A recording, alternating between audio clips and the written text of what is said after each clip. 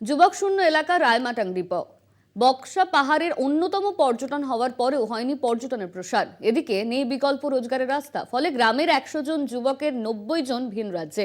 যারা গ্রামে রয়েছেন তারাও অন্যত্র যাওয়ার পরিকল্পনা করছেন। বক্সা পাহাড়ের অন্যতম পর্যটন ক্ষেত্র রায়মাটাং ডিপো। জানা অজানা অনেক গাছ দিয়ে ঢাকা পাহাড়ি জনপদ।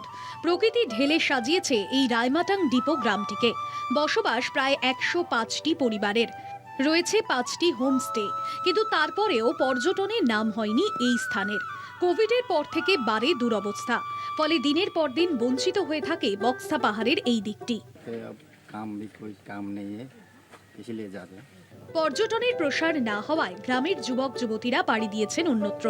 বর্তমানে যুবক শূন্য এই গ্রাম। বিকল্প রোজগার ব্যবস্থা না থাকায় গ্রামের যুবকরা সবাই পাড়ি দিয়েছেন ভিন রাজ্যে। স্থানীয় বাসিন্দাদের হিসেবে 100 জন যুবকের মধ্যে 90 জন কাজের সূত্রে অন্য রাজ্যে পাড়ি দিয়েছেন। যাদের ফেরার সম্ভাবনা কম নেই বললেই চলে। আর যারা এখনো যায়নি তারাও শীঘ্রই ভিন রাজ্যে যাওয়ার পরিকল্পনা নিচ্ছে। কাজ ব্যাপারে মানে একদম অল্লাভ আছে তো স্যার, সেজন্য মানে বন্ধ। গ্রামে মানে আছে 1-2 জন। আমার বাড়ি থেকে ছেলে গেছে। কোথায়? ও গেছে ব্যাঙ্গালোর। এদিকে এই পরিস্থিতির জন্য রাজ্য সরকারকে দায়ী করছেন কালচিনি বিজেপি বিধায়ক বিশাল লামা। আজকে 12 বছর ধরে আমাদের যুবরা বঞ্চিত আছে চাকরি থেকে। চা বাগানের নিয়ে 2বার আমরা রুল 185 এ মোশন দিয়েছিল, কিন্তু সরকার চাচ্ছে না সেই বিষয়ে ডিসকাশন করতে। পাল্টা এই নিয়ে স্থানীয় তৃণমূল ব্লক সভাপতি বীরেন্দ্র ওরাও জানান, আমাদের সরকার পর্যটনের উপর বিশেষ ধ্যান দিয়েছে। এছাড়া সব এলাকার রাস্তাঘাট পাকা করার কাজ শুরু হয়েছে।